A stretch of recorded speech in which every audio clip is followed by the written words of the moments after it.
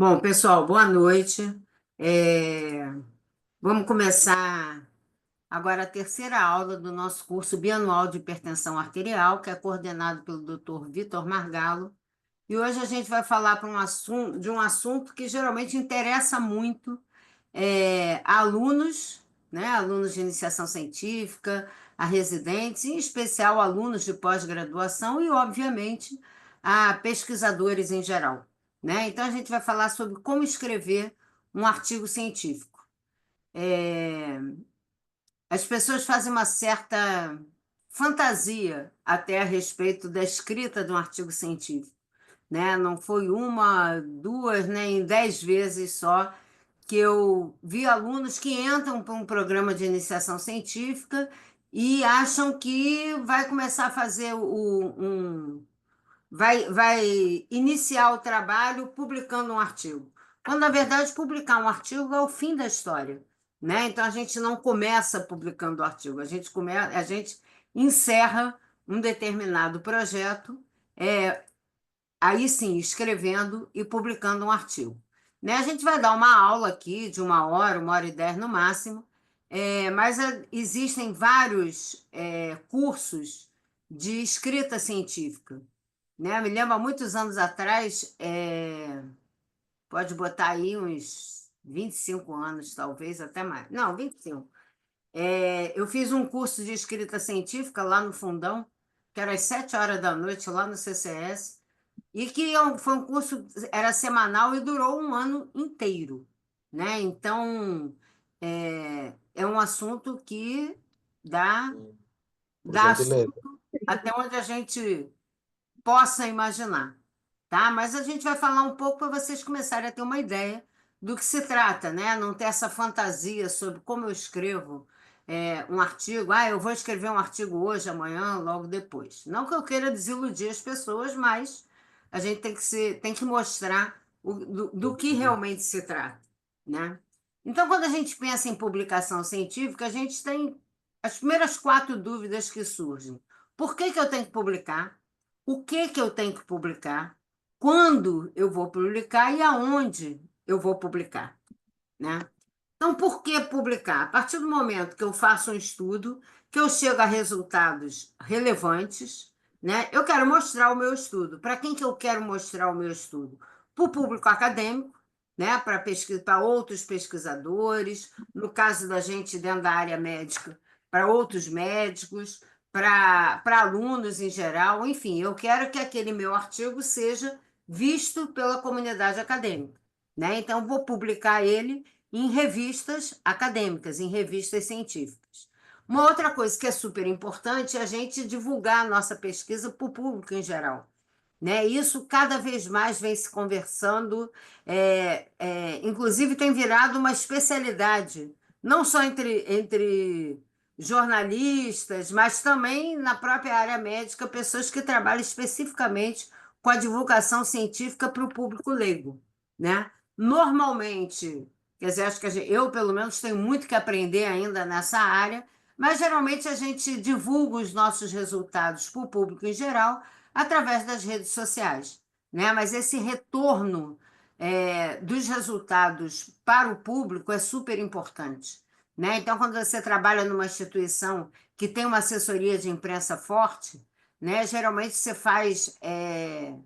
eles conseguem que você divulgue isso na grande mídia, né? Então, por exemplo, quando a gente montou o Laboratório do Sono lá do Fundão, a gente fez várias reportagens para para Globo, para Bandeirantes.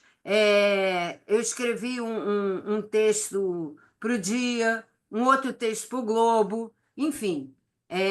Você acaba conseguindo também divulgar os seus resultados na grande mídia, que são de total interesse da população, né? Principalmente a gente que trabalha dentro do SUS e que a gente faz os nossos estudos numa população que é atendida pelo SUS. Então, são estudos que vão interessar diretamente a maior parte da nossa população. E tem uma frase que dentro do meio acadêmico se repete muito, que é o publish or perish. né? Por que que os pesquisadores têm tanta preocupação em publicar? Porque, na verdade, isso é o que vai fortalecendo o currículo do pesquisador, permitindo com que ele consiga financiamento para futuras pesquisas. Então, toda vez que você entra num edital, você bota lá o seu currículo, né, que é o seu cartão de visitas, na verdade, né, o nosso currículo Lattes é o nosso cartão de visita, e um dos pontos mais fortes de quem vai avaliar o seu projeto para ver se vai te dar o dinheiro que você está pedindo é exatamente qual é o seu currículo, né? Que experiência você tem naquela área, que projetos você desenvolve, quantas pessoas você orientou, mas principalmente quantos artigos você publicou nos últimos 5 anos dentro daquela área de pesquisa que você está propondo o seu projeto, né? Então, isso aí pesa muito. Para você conseguir bolsa para aluno de iniciação científica, bolsa para capacitação técnica, também, o que que conta? É o teu currículo, a quantidade de artigos que você publicou, né? Mas não é qualquer artigo, né? E a gente vai falar um pouquinho sobre isso, né? Então, por que que eu quero publicar? Eu tenho um projeto de pesquisa, né? Para vocês terem ideia aí do longo caminho. Eu tenho ideia de um projeto de pesquisa. Então, lá atrás, há 25 anos atrás, quando a gente criou o ProHeart, né? Então, a gente montou a ideia de um projeto de pesquisa inicial para avaliar hipertensos resistentes, né? A partir daí, eu tenho que ter autorização do Comitê de Ética em Pesquisa e tenho que ter dinheiro para fazer a minha pesquisa, né? Então, vou submeter o meu projeto de pesquisa ao CEP da minha instituição e aos órgãos de fomento, né? Quem pode me dar dinheiro para eu poder começar a minha pesquisa, né? Os órgãos de fomento governamentais que normalmente a gente usa, FAPERJ aqui no Rio de Janeiro, né? Quer dizer, os estados têm os seus fundos de amparo à pesquisa, o CNPq, a FINEP, né? Então, são órgãos governamentais que investem em pesquisa, tá? Então, a partir do momento que eu tenho meu financiamento e minha aprovação do CEP, eu vou começar a desenvolver a minha pesquisa, tá?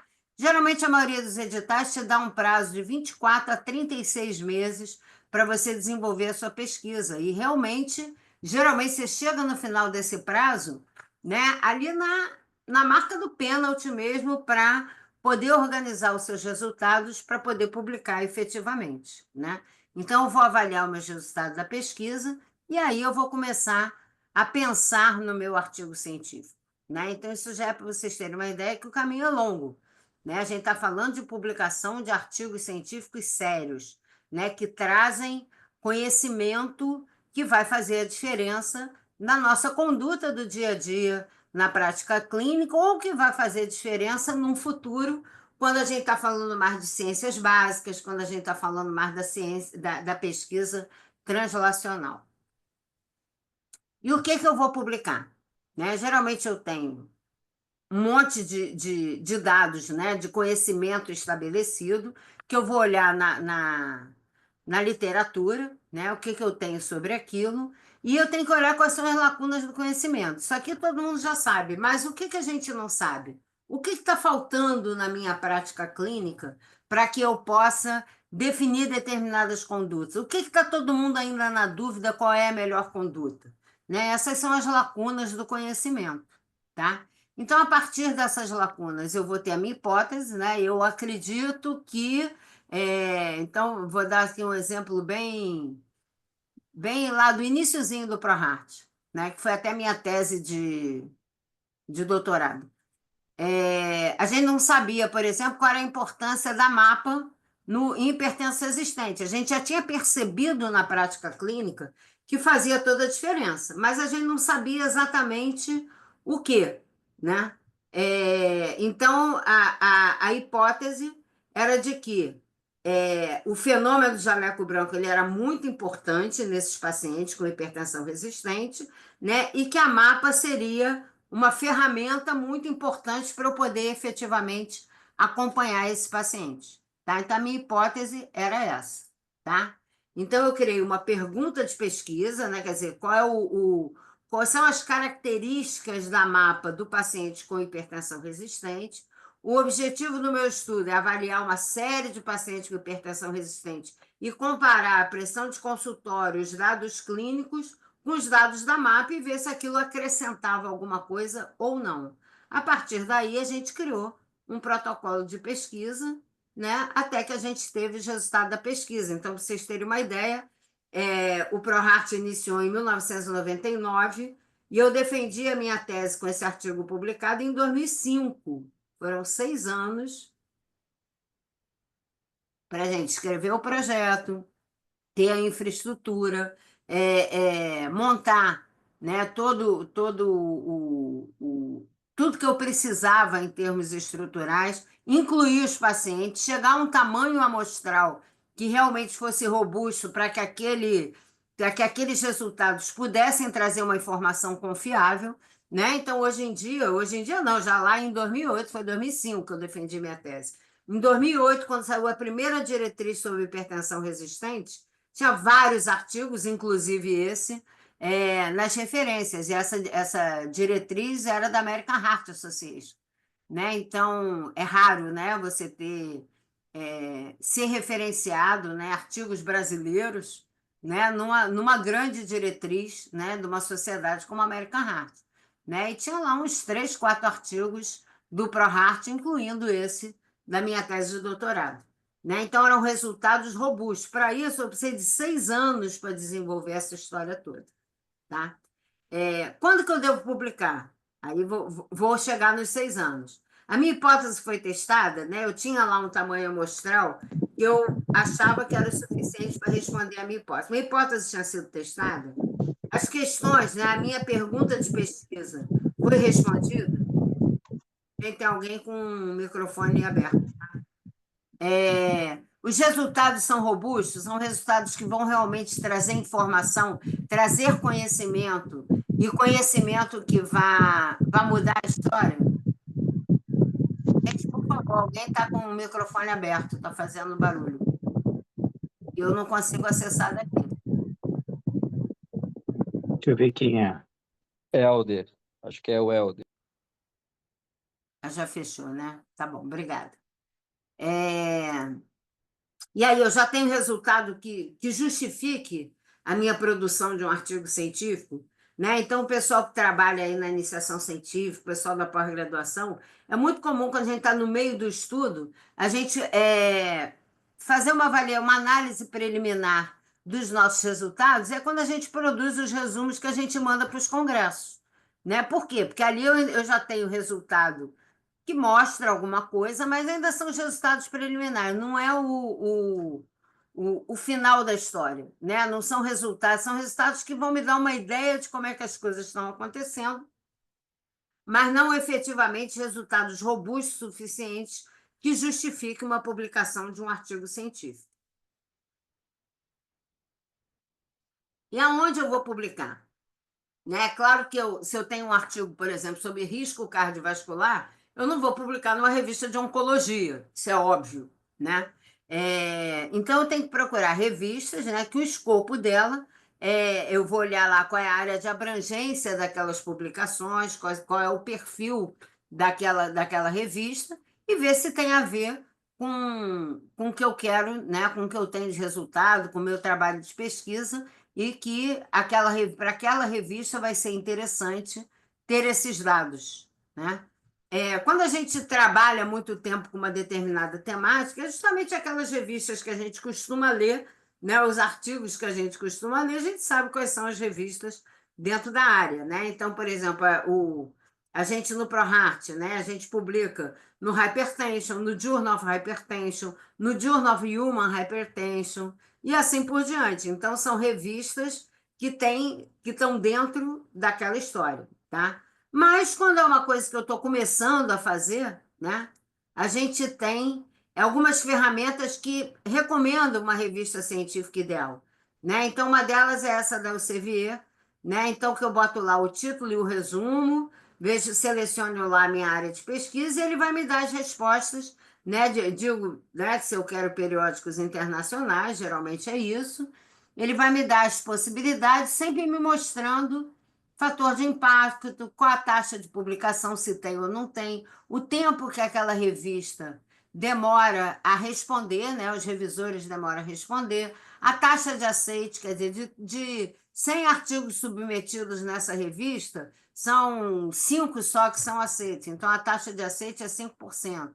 Essa revista é open access ou não, né? Ela tem um acesso aberto ou não, né? E existem outras ferramentas, né? Essas daqui, da Springer, do Edens, enfim. Então, existem várias ferramentas que podem ajudar a gente a recomendar uma determinada revista. Eu realmente vou dizer para vocês que não costumo usar pelo fato de eu publicar esses anos todos dentro de uma mesma temática, né? Hipertensão, risco cardiovascular, apneia do sono, enfim, né? É, Além disso, o que que eu tenho que olhar, né? Quando eu decidir qual é a revista, né? Como é que eu decido qual é a revista? Essa revista é indexada, quer dizer, se eu procurar nas bases de dados que a gente normalmente usa, né? Dentro da área médica, da área de saúde em geral, o PubMed é a grande base de dados que a gente usa. Essa revista é indexada, ela aparece nas bases de dados, as pessoas vão poder acessar, vão poder achar, né? Achar essa revista quando entra numa grande base de dados e para procurar um determinado artigo. Então, isso é super importante, né? Outra coisa que é muito importante é o fator de impacto, tá? Então, o quanto aquela revista é citada, né? O quanto aquela revista. Então, quanto mais citação uma revista tem, maior vai ser o fator de impacto dela. E o que eu quero é justamente ter impacto dos resultados do meu estudo, né? Eu quero que mais gente acesse ele, mais gente cite o meu estudo, né?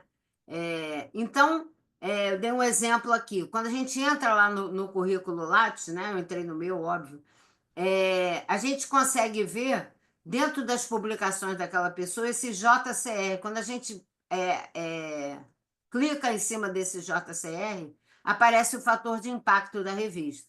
10,3 é um fator altíssimo, né? Isso aqui foi um artigo que eu publiquei em 2023 com um grupo super seleto, né, de pesquisadores da Sociedade Internacional de Hipertensão. Isso era um posicionamento da sociedade, né? Aqui um outro artigo, que na verdade foi o artigo da tese do Bernardo, né, que o JCR foi 3,5. A grande maioria dos artigos, se a gente publicar aqui em torno do 3, 3,5, 4, a gente está publicando muito bem, tá? E tem um outro índice que a gente usa muito, que é o Qualis, dos periódicos da CAPES, tá? Na verdade, o Qualis vai mudar a partir desse ano, mas ainda não saiu as novas regras totais, né? O Qualis é muito importante para o pessoal da pós-graduação. Então, por exemplo, a pós-graduação da clínica médica, que é uma pós-graduação nota 7, né? A gente, a princípio, mestrandos e doutorandos devem publicar em revistas com qualis alto, tá? Então, geralmente, o qualis é ABCDE, né? Então, preferencialmente até o B+, né? Ele A1, A2, A3, A4, A5, B1, B2, B3, B4. Então, se você for até ali o B2, B1, B2, já está bem bacana. Você está publicando numa revista de qualidade e que vai ser avaliado, o programa de pós-graduação vai ser avaliado pela CAPES em cima desse qualis. Eles estão mudando um pouco, estão usando outros critérios, além de simplesmente o fator de impacto dessas revistas, né? E a gente hoje em dia tem a questão do open access, né? Para o bem e para o mal, como tudo na vida, né? Então, o que que é o open access? Né? A gente tem 4 tipos de open access. A gente tem essa via verde, que é o artigo que é publicado em revista fechada, o autor retém os direitos autorais e deposita o artigo num repositório, né? No caso, o ResearchGate, ou no próprio site daquela revista, né? E as pessoas, para acessarem aquele artigo, eles pagam por ele, tá?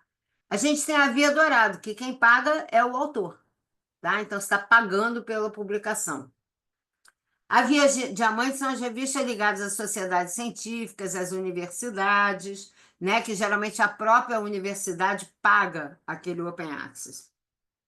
E a híbrida, que é quando mistura uma coisa com a outra. Bacana publicar no Open Access? É bacana. Muita mais gente vai ver a sua publicação, né? Tem esse lado, como tudo na vida, para o bem e para o mal, né? Então, bacana. Eu vou publicar no Open Access, eu vou ter muita gente vendo a minha publicação. Por outro lado, tem duas questões. Primeiro, que esse pagamento é um pagamento a sério, tá? Em torno, aí numa revista de de alto impacto, você paga aí em torno de US$ 10.000 pela publicação, que para a gente é uma fortuna, óbvio. E para estrangeiro também é uma fortuna, né? Dá para dar uma choradinha, baixa um pouquinho o preço, mas é isso, tá? Em torno aí dos US$ 10.000 para você publicar. E a outra questão é a questão dos artigos predatórios, né? Justamente por causa daquela frase que eu falei lá no início, publish or perish, as pessoas ficam querendo publicar, tá? Querendo publicar de qualquer jeito.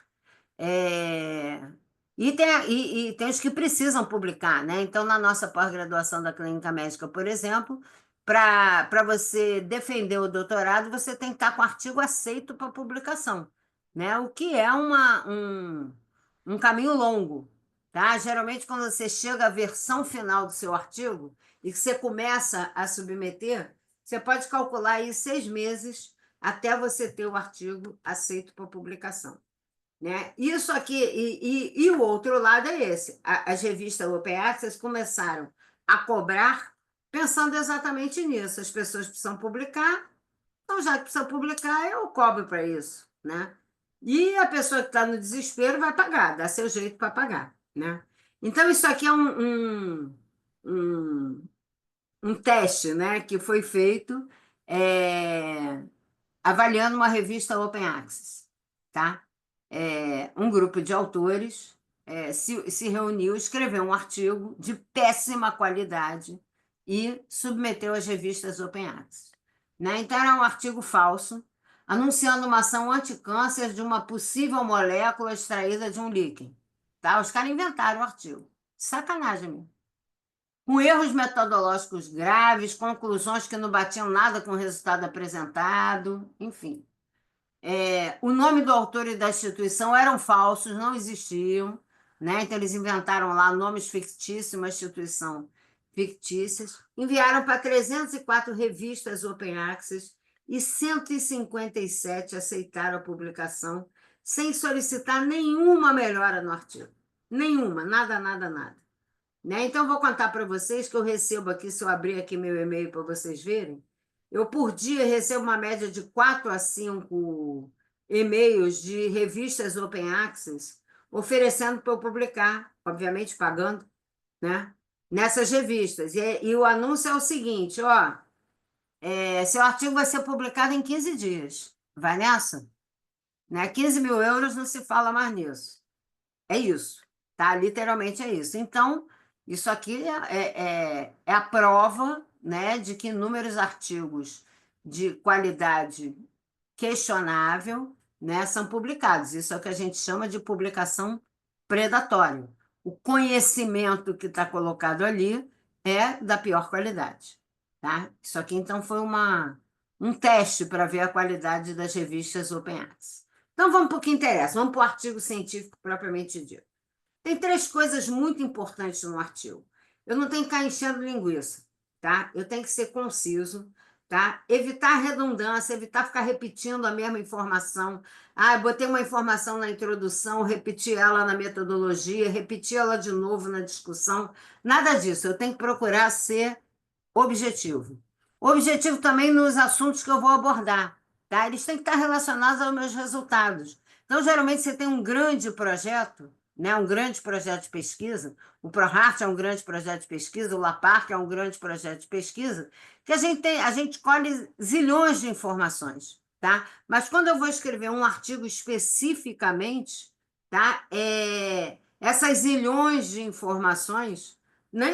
A boa parte delas não entrou ali naqueles meus resultados. Eu pesquei informações que iam responder uma determinada pergunta de pesquisa, e não a pergunta inteira. Então, não preciso ficar botando que eu coletei zilhões de dados, se na verdade o que eu estou mostrando nos meus resultados é uma seleção desses dados. Então, tem que procurar abordar os assuntos que estão ligados diretamente ao objetivo daquele artigo, tá? A linguagem tem que ser clara e direta, né? Não tem que ficar fosforilando, né? Eu estou falando de um artigo científico, uma coisa tem que ser muito objetiva. Até que vocês vão ver que os artigos, as revistas, elas geralmente dão um limite máximo de palavras que você pode usar no seu artigo, tá? Então, lá na instrução dos autores, elas dizem isso, né? E o artigo tem que ser bem referenciado. Tudo que você for falar, definições, afirmações, a própria hipótese que você está falando, eu tenho que ter uma referência bibliográfica atualizada para poder justificar o que eu estou falando, uma definição, um conceito, um detalhamento da minha metodologia, tá? O estilo da escrita. A grande maioria dos artigos vai ser em inglês, claro que a gente tem revistas nacionais que a gente publica em português e nos seus países aí as pessoas publicam nas suas áreas. Eventualmente a gente submete um artigo numa revista de língua espanhola também, não é raro isso, né? Mas a grande maioria, né? Quer dizer, a língua científica oficial é o inglês, né? O verbo que a gente usa é o passado, né? O past tense, porque eu estou falando do que eu já fiz e do que eu encontrei, não estou falando do momento atual. A gente preferencialmente deve usar a terceira pessoa para dar um caráter impessoal e, eventualmente, a gente usa a primeira pessoa do plural, diz assim, o nosso grupo encontrou, bababá, bababá. A voz ativa é preferência em relação à voz passiva, né? Então, por exemplo, na inclusão do estudo, os pacientes foram cadastrados com registro dos dados sociodemográficos. Aqui é voz ativa. Voz passiva, cadastros foram realizados para o registro dos dados sociodemográficos. Eu escolho essa daqui, tá? A voz ativa é a mais utilizada no estilo da escrita, né? Uso de advérbios, é importante botar os advérbios, quando a gente quer vincular dados semelhantes. Moreover, furthermore, in addition to, né? Ideias opostas, however, conversely, in contrast. Ordem cronológica do conhecimento científico. Inicialmente, se acreditava que era assim, assim, atado. Recentemente, a gente sabe que blá, blá, blá, blá, blá, blá. Ordem cronológica dos procedimentos. Primeiro foi feita a inclusão dos pacientes, blá, blá, blá. Segundo, a gente fez o levantamento de dados sociodemográficos e do risco cardiovascular, blá, blá, blá. E na hora que a gente vai escrever a discussão, a gente vai comparar os nossos resultados com os dados da literatura. Então, Hesse, Acordlin, Since, né, procurando comparar os nossos dados. Usar subtítulos ajuda muito na organização, né, fica mais palatável para quem lê também. Né? Então, eu trouxe aqui um exemplo de artigos, tem artigo do ProHart, tem do Laparck, enfim.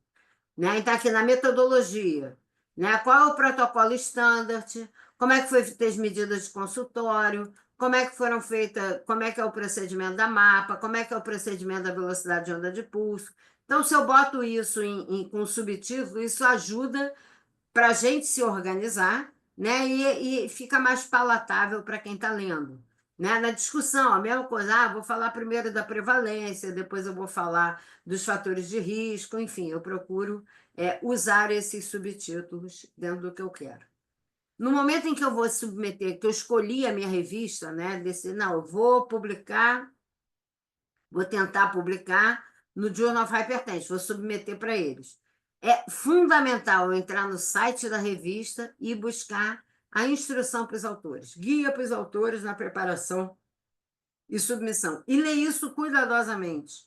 Tá? Ali ele vai te dizer qual o tamanho que o seu artigo pode ter, quantas referências bibliográficas você pode ter, quantas tabelas, quantas figuras.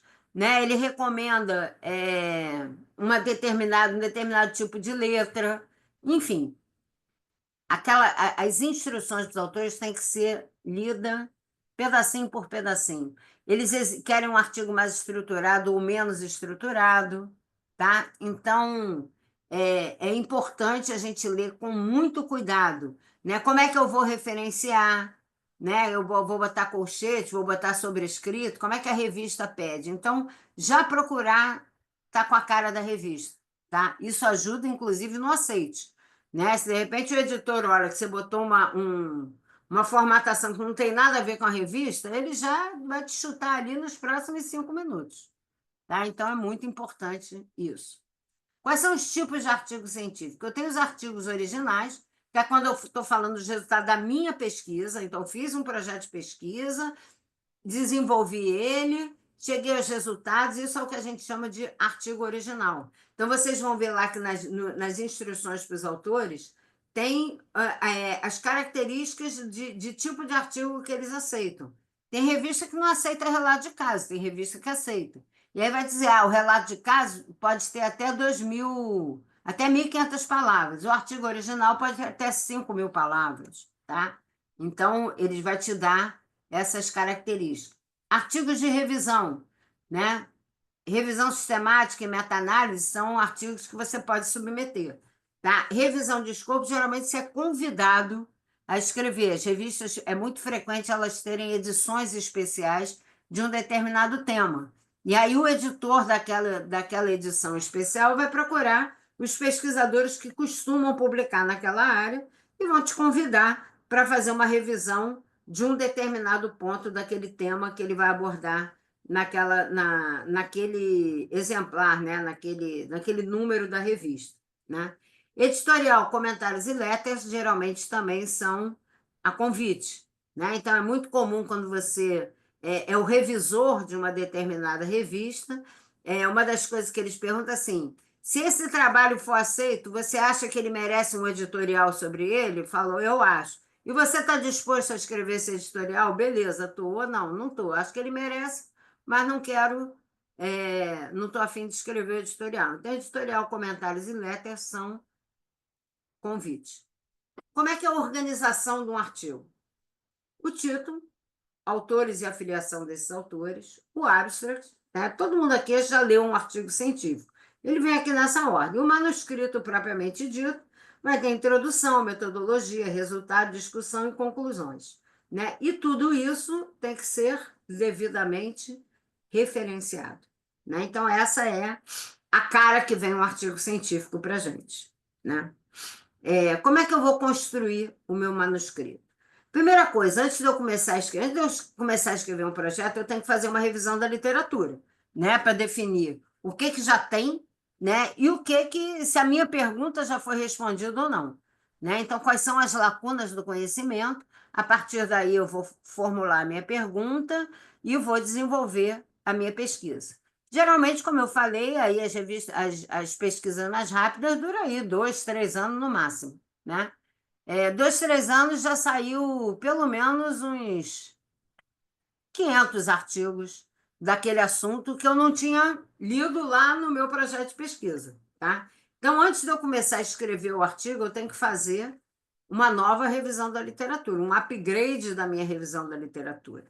Né? Então, é comum na pós-graduação, o mestrando ou o doutorando, na hora que ele qualifica para entrar na pós-graduação, ele tem lá um projeto de pesquisa que ele fez uma revisão da literatura, geralmente ali dos últimos 5 a 10 anos, né? E quando 2, 3 anos depois, né? No caso do doutorado, até 5 anos depois, ele vai escrever o artigo com os resultados dele, ele tem que ver o que aconteceu nesse período, quem publicou nesse período. Se meu artigo já é tão original assim, não, olha, teve 2 grupos que publicaram. E o que eles publicaram? O que tem a ver com o meu, o que não tem? Quais são as semelhanças, quais são as diferenças? Então, sempre antes de começar a escrever um artigo, a gente tem que fazer um levantamento da bibliografia, que pode ser um upgrade do que eu fiz lá no meu projeto ou uma coisa nova que eu estou buscando, né? Identificar as lacunas ainda são essas? Quais são as lacunas? Né? Isso vai aparecer lá na minha introdução. Lembrar que uma revisão da literatura de um artigo científico não é uma revisão de literatura de tese, tá? É uma revisão bem objetiva, que ela vai aparecer na introdução e vai aparecer depois lá na discussão, conforme a gente vai ver. Uma coisa que é importante, quando eu estiver fazendo essa revisão da literatura, né, fazendo esse levantamento bibliográfico, eu já ia olhando como é que outros artigos apresentaram os resultados, né? Pô, isso aqui é uma informação que eu tenho, que é muito interessante. Ou, puxa vida, esse artigo, os caras não falaram sobre esse dado é fundamental, mudou a história, né? Então, já vou observando como é que os outros artigos apresentaram seus resultados, né? E já vou selecionando quais são os estudos que têm resultados semelhantes ao meu e quais os estudos que têm resultados opostos ao meu, contraditório aos meus próprios resultados. E isso vai entrar na minha discussão e nas perspectivas do meu artigo. Então, uma boa revisão da literatura já vai me embasar para eu poder desenvolver efetivamente o que eu vou escrever no meu artigo, tá? Muito cuidado também de Mas, encontrar ah, artigos semelhantes e repetir a frase do outro artigo, tá? O plágio ele é identificado pelas editoras através de programas, né, de computador, e identificando o plágio, eles vão dizer, ei, muda isso aí, tá? Então, isso é importante. Às vezes, os nossos próprios artigos, se a gente começa a citar começa a escrever de uma maneira igual a gente já publicou anteriormente, a revista vai bater que aquilo ali você está repetindo uma determinada frase que já foi usada anteriormente.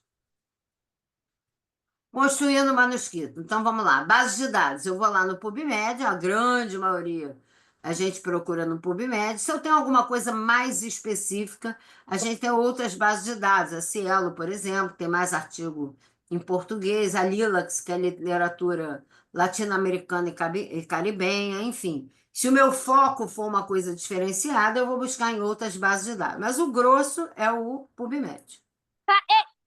para, Belia. Tem um neném falando aí. Então, vamos lá. Revisão da literatura. Idealmente, eu vou pegar artigos até os últimos 5 anos, né? Se você pega um artigo como revisora, né? Que eu faço revisão de inúmeras revistas.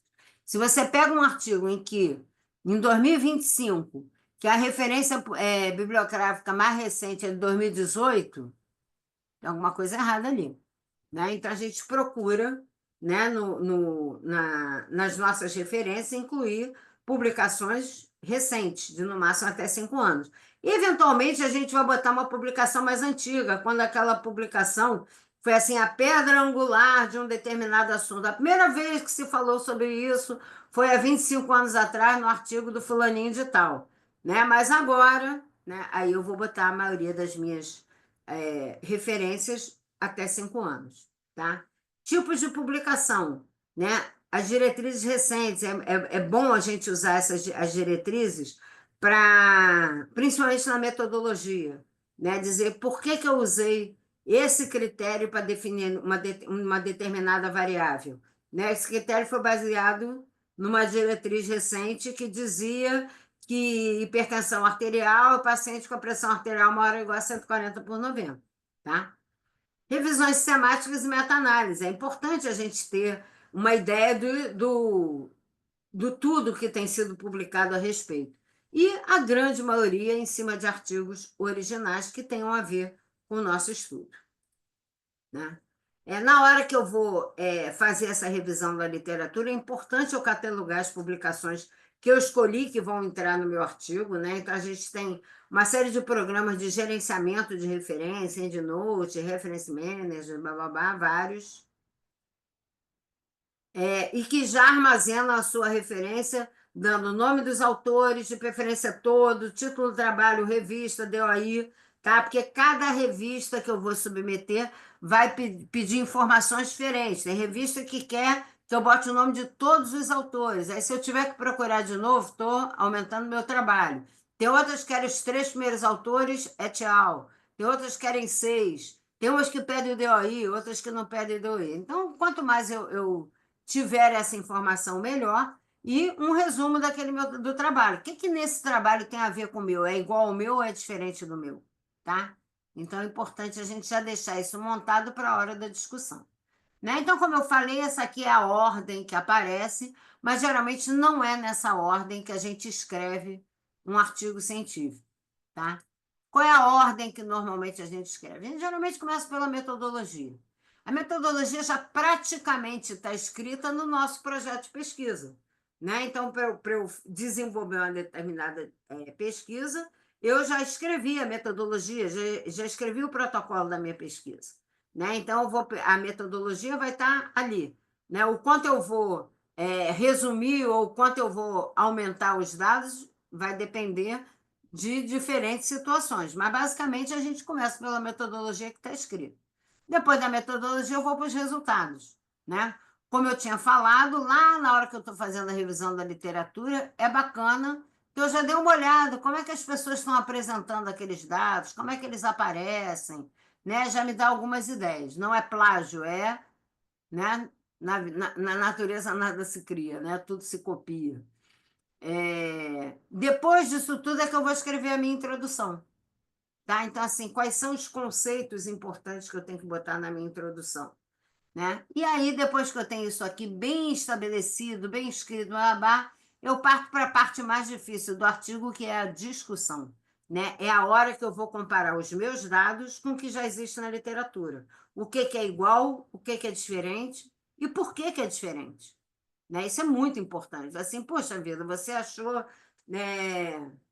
Um exemplo que eu dou muito, né? Na época que a gente fez a resposta pressórica do CPAP, né? O paciente que tem apneia do sono usa CPAP, o CPAP baixa a pressão ou não baixa a pressão?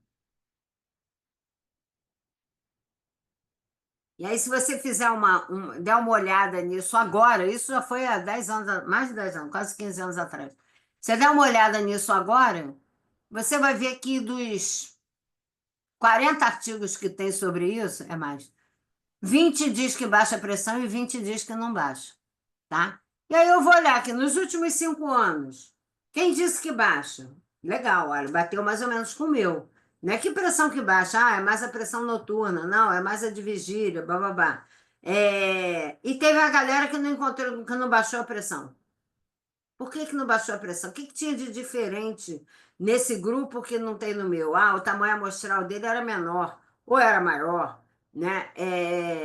Os pacientes dele eram mais obesos, né? Os pacientes dele, sei lá, eram hipertensos mais graves ou menos graves. Era um estudo populacional, não era um estudo em hipertensos resistentes, enfim. Quais são as semelhanças e quais são as diferenças que eu já tenho na literatura? A conclusão, e aí só depois eu vou escrever o abstract, e a última coisa que a gente faz é o título, tá?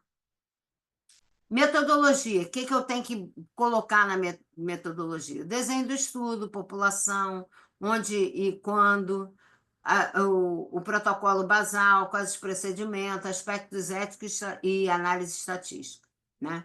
Então vamos lá, desenho do estudo. Meu estudo é o quê? É retrospectivo? Eu fiz uma revisão de prontuário, fiz uma revisão de um banco de dados.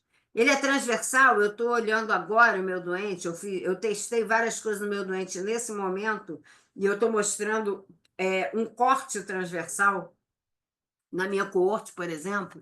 Ou é um estudo prospectivo, né? Eu comecei o meu estudo, juntei um monte de pacientes e acompanhei eles durante 6 meses, 1 ano, 5 anos ou 25 anos, né? O meu estudo é descritivo, eu vou descrever, por exemplo, o perfil de risco cardiovascular de uma população. Ele é um estudo observacional, é um estudo de coorte, né? O que eu observei nessa minha coorte? Ou um estudo de intervenção, eu testei um remédio, eu testei um determinado procedimento, né?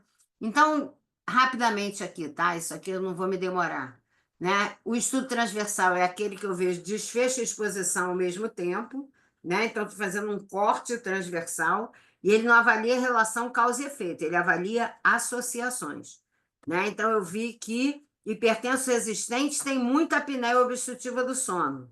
Legal, isso está associado. A hipertensão resistente da apneia do sono, no estudo transversal, não posso dizer isso. A apneia do sono leva o hipertenso a ser resistente? No estudo transversal, não posso dizer isso. Só posso dizer relação causa e efeito quando eu tenho um estudo prospectivo. Então, estudo transversal, perfil de risco cardiovascular de uma população jovem.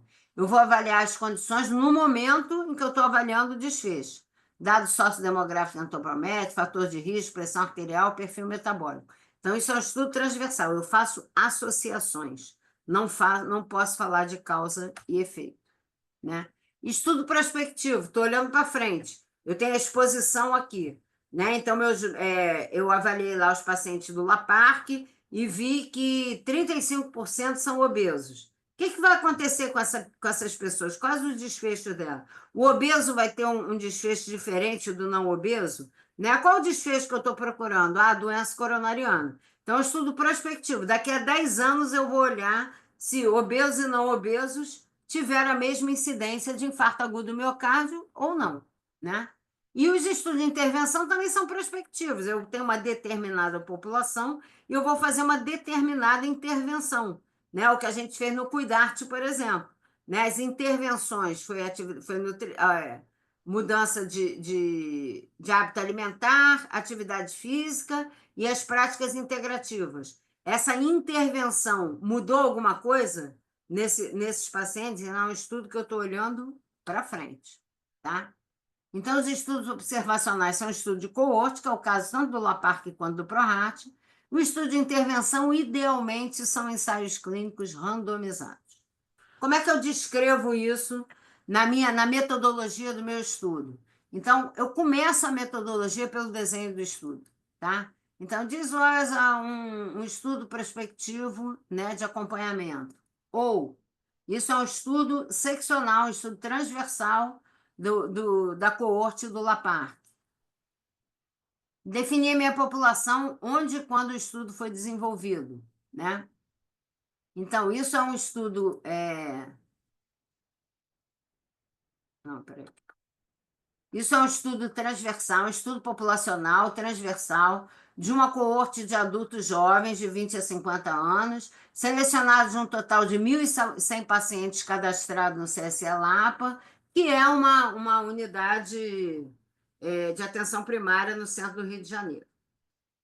Ou aqui, eu tenho 451 pacientes consecutivos de uma coorte de pacientes hipertensos resistentes. Desses, 422 aceitaram participar desse estudo transversal. Então, estou dizendo qual foi o estudo, quantas pessoas entraram, como é que eu selecionei esses pacientes, qual é a característica desses pacientes e onde é que eu achei esses pacientes, né? Então, os pacientes foram avaliados de setembro de 2010 a janeiro de 2013, numa clínica especializada de hipertensão, no Hospital Universitário Terciário. Como é que eu incluí e excluí pacientes? Então, vamos lá. Todos os pacientes preenchiam o critério para hipertensão resistente e foram considerados, no mínimo, moderadamente aderentes por questionários validados. Quais foram os critérios de exclusão? Pacientes com mais de 80 anos, com má adesão terapêutica, com problemas cognitivos ou com alguma doença grave nos últimos 6 meses. Então, deixei aqui claro como eu selecionei minha população, quem eu incluí, quem eu excluí, né? Quando eu faço estudos de intervenção, é muito interessante eu botar um fluxograma, né? Então, quantos pacientes foram submetidos a um determinado procedimento, quantos tinham aquilo que eu procurava, no caso aqui era apneia moderada e grave, quantos que eu excluí até entrar na randomização. Aí randomizei, quantos foram para o grupo CPAP, quantos foram para o grupo controle. No meio do acompanhamento, 2 morreram, 3 desistiram. E aqui no outro grupo, 2 morreram e 1 desistiu, né? Aí fui seguindo aqui. Então, quem completou o follow-up? Quem não completou? Porque interrompeu o uso do CPAP antes dos 6 meses, que era o tempo que a gente fez o estudo, né? Aqui, um estudo descritivo, no caso, também, um fluxograma, para mostrar, eu estava avaliando hipertensos refratários numa coorte resistente. Então, como é que eu cheguei aos hipertensos refratários? Né? Então, os fluxogramas ajudam. Quando eu vou falar das variáveis que eu analisei, né? Então, eu tenho que descrever cada uma delas cuidadosamente, sem exagerar, não preciso fazer um texto, um parágrafo para cada variável, mas eu tenho que dizer quais foram os critérios que eu usei para definir uma variável. Então, por exemplo, Eu coletei características sociodemográficas, quais foram? Idade e sexo. Sedentarismo. O que que eu defini como sedentarismo? Uma atividade física regular menor do que 150 minutos por semana. Tabagismo. Como que eu defini tabagismo? Pessoas que fumam pelo menos um cigarro por dia. Diagnóstico prévio de dislipidemia, colesterol maior que 190, LDL maior que 115, isso aqui é critério mais antigo. HDL menor que 40 e triglicerídeos maior do que 150. Como é que eu fiz os meus procedimentos? Então, aqui, por exemplo, um estudo que usou mapa. Eu usei tal aparelho, versão tal, né, produzido em tal lugar, e esse aparelho é validado, aprovado pela Sociedade Britânica de Hipertensão, né? Como é que foi o meu protocolo da mapa? As medidas foram tomadas a cada 15 minutos durante o dia, a cada 30 minutos durante a noite. Quais as variáveis que eu peguei lá da mapa? Então, eu avaliei pressão sistólica, diastólica e pressão de pulso de 24 horas, de vigília e de sono, né? Então, descrever cuidadosamente todos os meus parâmetros. Obviamente, as considerações éticas, né? Tem que dizer, esse estudo foi aprovado, bababá, bababá, e todas as pessoas assinaram o termo de consentimento livre e esclarecido, né? E, finalmente, a análise estatística, né? Então, a análise estatística eu também tenho que descrever como é que eu cheguei àquilo, né? Então, aqui eu tenho dados contínuos, foram descritos como média de desvio padrão, o mediano interquartil, bababá, bababá. Aí descrevi aqui os testes que eu usei, acessei correlações independentes com regressão logística multivariada, e disse qual foi o pacote estatístico que eu utilizei, né? Bom, bem descrita a minha metodologia, vamos para o resultado, tá? O resultado é a seção mais importante, né? Eu estou escrevendo o artigo porque eu quero mostrar os meus resultados. Então, os resultados também têm que estar muito bem escritos, muito claros, né? É a seção mais importante e que tem que provar a minha hipótese, né? Se meu objetivo era tal, minha hipótese era tal, eu agora preciso mostrar que meus resultados mostraram que a minha hipótese estava certa ou não, que a minha hipótese estava errada. Resultados negativos também são resultados, tá? Lembrar que eu devo usar materiais ilustrativos, tabelas, figuras, imagens, sempre procurando aí um balanço adequado entre o que que eu vou botar no texto, o que que eu vou botar nas tabelas, o que que eu vou botar nas figuras, tá? Lembrando o que eu já tinha falado. Os guias de instrução para os autores diz para você, ó, a nossa revista aceita até 5 tabelas e 5 figuras. Tem a outra que aceita 6 tabelas e 4 figuras. Então, tem que olhar o que que ele vai aceitar e ver o que é legal eu botar em tabela, o que é legal eu botar em figura, o que eu simplesmente vou descrever. Lembrando que eu não tenho que repetir informação no texto que já está na tabela, na figura. Tá? Se eu estou mostrando tabela e figura, é porque eu estou procurando mostrar os meus resultados de maneira visual, que eu não preciso ficar escrevendo mais uma vez o que eu acabei de botar. Lembrando que a maioria dos jornais limita o número de tabelas e figuras. Então, aqui, por exemplo, né, isso aqui é um artigo nosso do Laparck, as características basais da população, é um artigo mostrando perfil do risco cardiovascular nas mulheres jovens, né? Então, uma população total de 710 pacientes foram avaliados, 424 eram mulheres, 286 homens, né? E eu estava mostrando a diferença entre eles, né? Então, por isso eu botei aqui o p-valor, né? Então, em relação à idade, se são iguais, em relação ao IMC, se são iguais. Obesidade central, as mulheres tiveram mais obesidade central do que os homens. Hipertensão, os homens tiveram mais hipertensão do que as mulheres. Então, olhando para essa tabela, eu não preciso ficar repetindo isso lá no texto, tá? Eu vou dar uma pincelada sobre essa tabela lá no texto, mas as informações importantes estão aqui na minha tabela, tá? As figuras, eu tenho que pensar na qualidade delas, tá? E eu preciso de figuras que a pessoa olhe e entenda. Tá? Uma figura que eu tenho que fazer um texto enorme para explicar ela, é melhor fazer o texto, tá? Então, a minha figura tem que ser de fácil compreensão. Lembrando, mais uma vez, que o número de figuras é limitado e que é importante fazer, vem cá, eu preciso mesmo dessa figura? Ela realmente é necessária? Ela está me trazendo uma informação melhor do que a que eu posso escrever? Tá? É muito comum quando a gente está revisando o artigo, a gente fala, pô, cara, essa figura um aí, leva mal não, pode tirar, não tem nenhuma utilidade. Ou você pega um texto e fala assim, puxa, isso aqui ficaria muito melhor descrito numa tabela ou numa figura, tá? Então, a gente tem que fazer esse balanço antes de submeter, tá? Então, por exemplo, pizza é uma péssima figura para artigo científico, né? Então, aqui eu mostrei, né? É bacana você botar lá um pôster no congresso. Legal, vou mostrar uma figura. Né? Então, eu estava querendo mostrar quantos pacientes dos 423 não tinham apneia, quantos tinham apneia leve, quantos tinham apneia moderada e grave. Né? E botei, uma pizza, olha como ficou bonita a pizza. Não, não ficou bonita. Né? Então, a polissonografia identificou a apneia do sono em 347 pacientes, 82%, e a apneia moderada severa em 234, 55%. Fechou, tá? Não preciso botar uma pizza, né? Pizza pode saber que o editor já vai dizer, pô, não vou nem ler esse negócio. Ninguém usa isso. Agora, aqui já são gráficos que mudam a história, né? Se eu for explicar, por exemplo, aqui uma curva de sobrevida, se eu for explicar isso no texto, vou escrever 3 parágrafos para explicar um negócio que só a figura está me mostrando. O que essa figura está me mostrando? Isso aqui foi um artigo que mostrou o prognóstico do padrão Dipper ou não Dipper em pacientes com hipertensão resistente.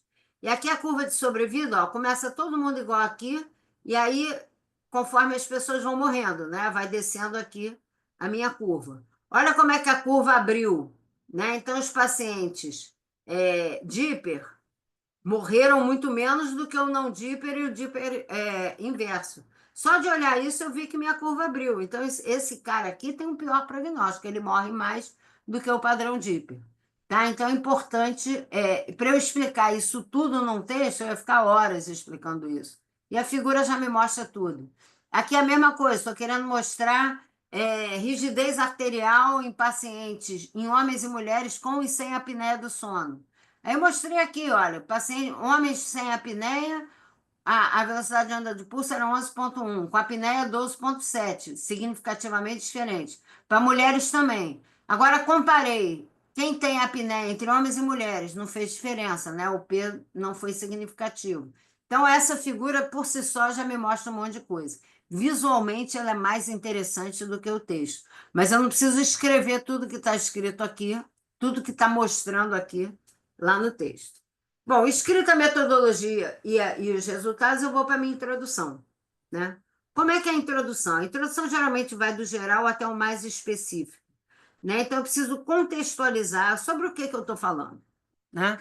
Eu estou avaliando a apneia do sono em hipertensos resistentes. Então, eu tenho que dizer o que é a apneia do sono, o que é hipertensão resistente, quais os critérios que eu usei para isso, né?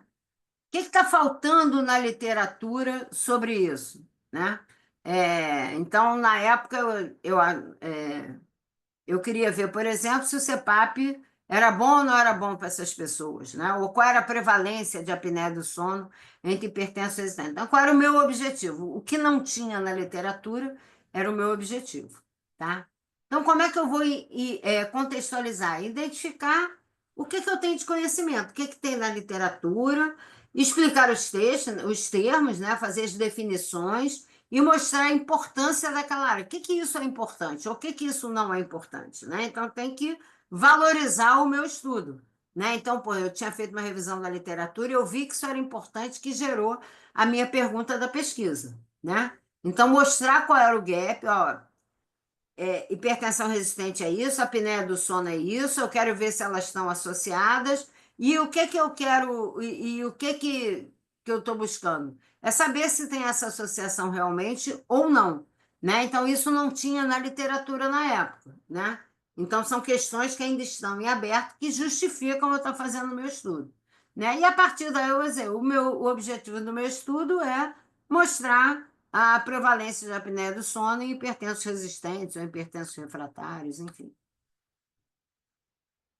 Então, vamos lá. Exemplo, vou contextualizar, né? O valor prognóstico da MAPA tem sido muito estudado e a redução da pressão noturna é considerada um marcador prognóstico importante, isso é o que sabia na literatura.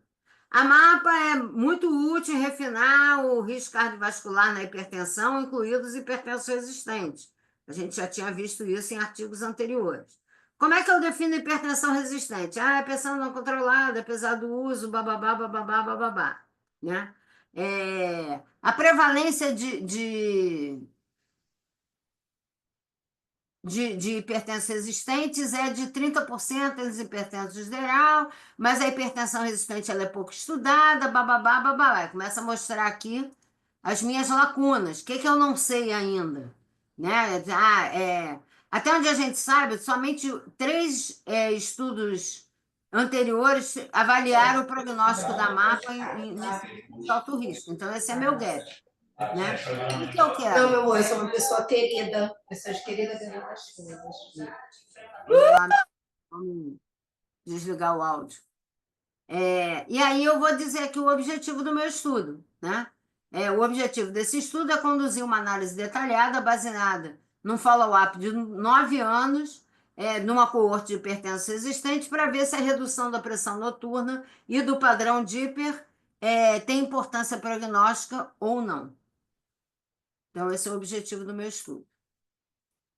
Escrevi a introdução, agora eu vou, baseado nos meus resultados, vou escrever a discussão e as conclusões, né? Então, a discussão. Primeiro parágrafo, a gente tem que encher a bola do nosso estudo, né? Eu tenho que mostrar, olha, esse estudo aqui é diferentão, né? Então, aqui, principal achado do nosso estudo foi... Tá, tá, tá, to the best of our knowledge, né? No melhor que a gente sabe, ninguém ainda estudou isso. Isso aqui é o grande barato que eu encontrei, tá?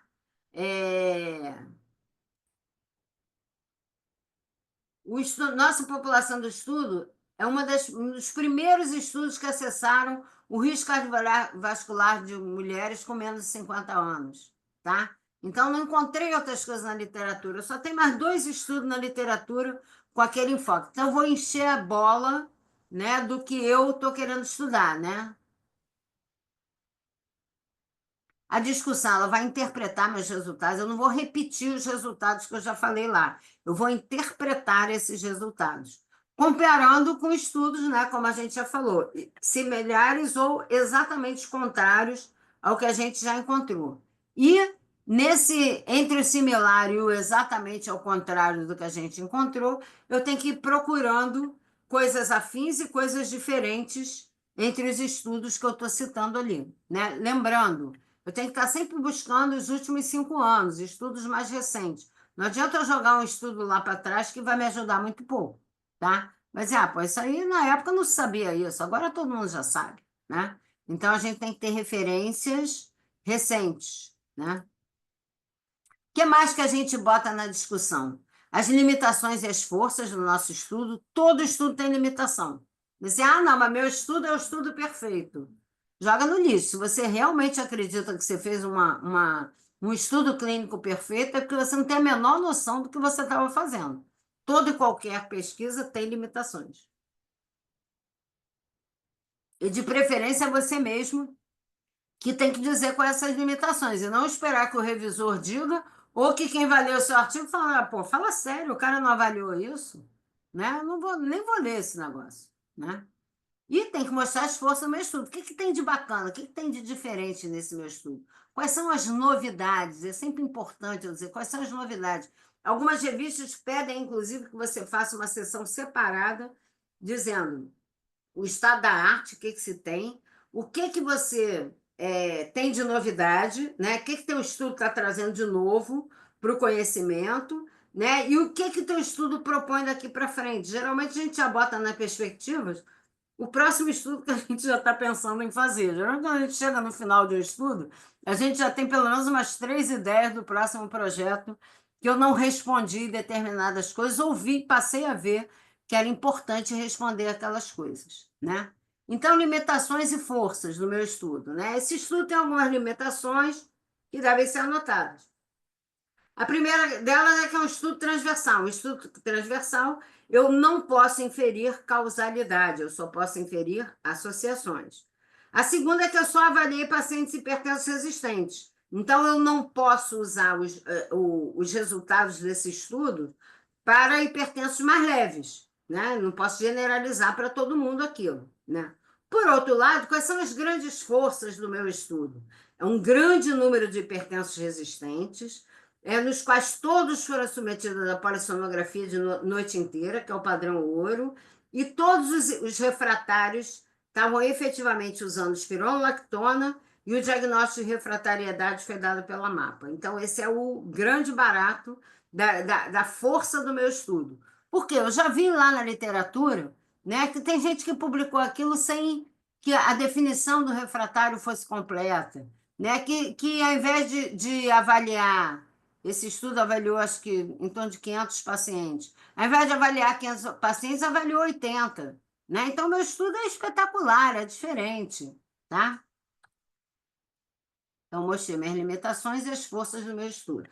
Quais são as novidades, né? Então, os highlights do meu estudo, né? Esse é o primeiro estudo que acessou a prevalência e as características de hipertensos refratários com apneia do sono numa grande coorte de hipertensos resistentes, né? E o que eu encontrei? Que a prevalência foi semelhante, embora os refratários tenham uma melhor qualidade de sono, possivelmente porque eles são mais jovens e que usam espironolactona, que diminui a quantidade de água aqui nas veias aéreas superiores. Esses achados sugerem que a severidade da apneia do sono pode não contribuir para o status de hipertensão refratária e outros mecanismos fisiopatológicos precisam ser investigados. Quais são as perspectivas? Eu agora quero saber se, agora que eu já sei qual é a associação entre a apneia do sono e hipertenso refratário, agora eu quero saber se o CPAP resolve o problema do refratário ou não resolve o problema do refratário, né? Então, as perspectivas é que eu faço estudos para ver a resposta do CPAP nesses pacientes. Construída a minha discussão, limitações, bababá, agora eu vou fazer a conclusão, né? A conclusão ela vai resumir, enfatizar os principais achados, né? E o que eu preciso? Responder o objetivo do meu estudo. Então, se o meu estudo é avaliar a prevalência de apneia do sono em hipertensos refratários, a minha conclusão tem que ser a prevalência de apneia do sono em hipertensos refratários é alta, ou é baixa, ou é tanto, tá? E eu não tenho que repetir os resultados na conclusão, nem na discussão, nem na conclusão. Resultado eu já falei lá. Lembra que um artigo científico tem que ser claro, objetivo e não pode ser redundante. Eu não preciso ficar dando a mesma informação zilhões de vezes, tá? Então, aqui, responder o objetivo do estudo, né? O objetivo desse estudo é avaliar a prevalência de apneia do sono numa grande coorte de pacientes com hipertensão resistente, tá? Que eu concluí? Pacientes resistentes têm uma alta prevalência de apneia do sono. A outra objetivo, identificar as covariáveis clínicas laboratoriais associadas com a presença e a severidade da apneia do sono, né? O que eu concluí? Pacientes com apneia moderada e grave têm um maior risco cardiovascular, com maior prevalência de diabetes, obesidade, hipertrofia ventricular esquerda, além de um perfil adverso na MAPA. Mais uma vez, outro exemplo, né?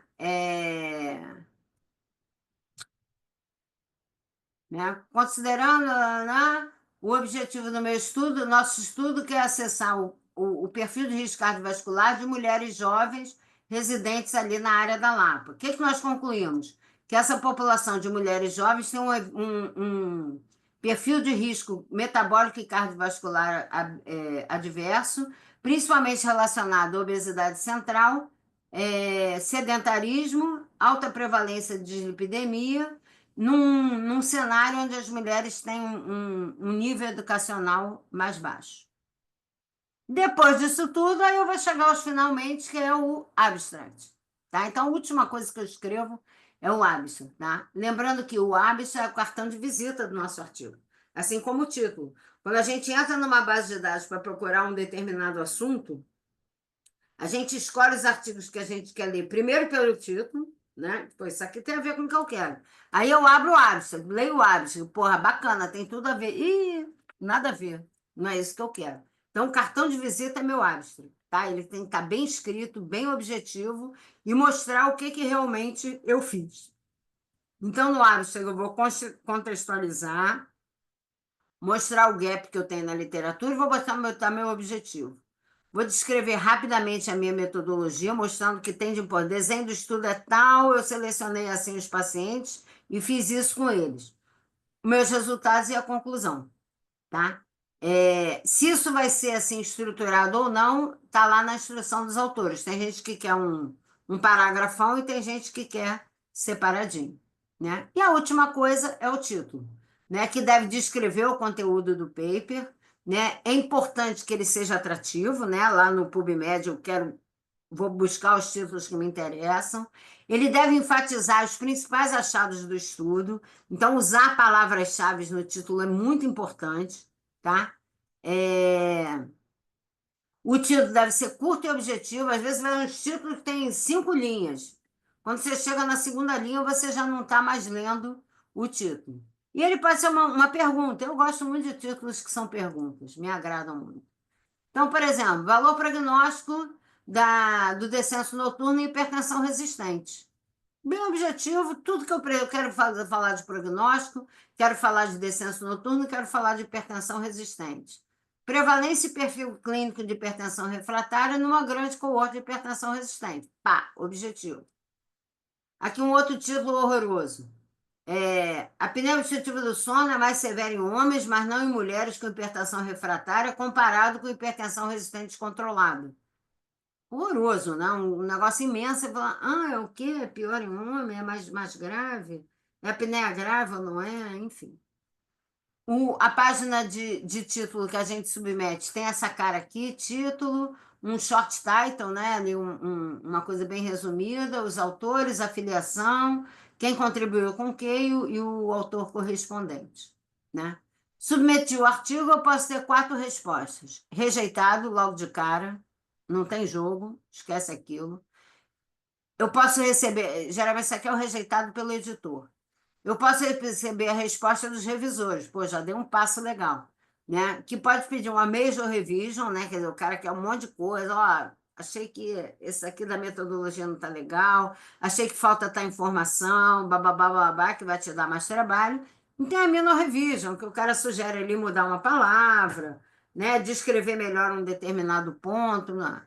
E aqui é o grande momento da glória, né? O aceite final. Ah, isso, como eu falei, entre a submissão e o aceite, porque a gente geralmente vai sendo rejeitado, aí cai numa major revision, quando eu mando a revisão, me responda que não vai rolar, né? Até chegar a hora que uma revista vai me dar o aceite final. E é isso, gente.